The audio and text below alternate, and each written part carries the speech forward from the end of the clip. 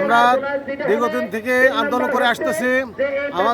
আমার কেন্দ্র হচ্ছে গাজীপুর জেলা সদরে। আমার ইসলামী ফাউন্ডেশনের কেন্দ্র রয়েছে। আমাদেরকে দীর্ঘদিন যাবত 5,000 টাকা করে বেতন দেওয়া হচ্ছে, কিন্তু এই 5,000 টাকা কিন্তু আমাদের কিছু হয় না। আমাদের বেতন মন্দিরে যদি 14,000 টাকা বেতন দেওয়া হয়, তাহলে আমাদেরকে 20,000 টাকা বেতন দিতে হবে।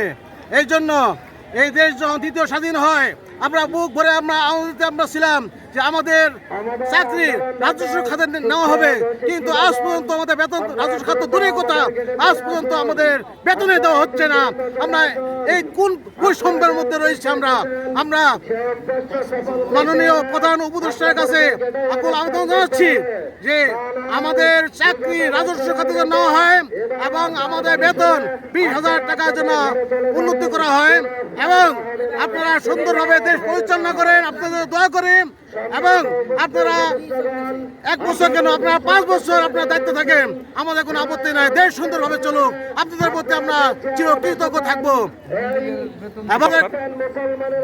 আমার নাম মোহাম্মদ নুরে আলম সিদ্দিক। আমি গাজীপুর জেলাধীন ভালগড় ইউনিয়নের 2 নম্বর ওয়ার্ডের আমি একজন শিক্ষক।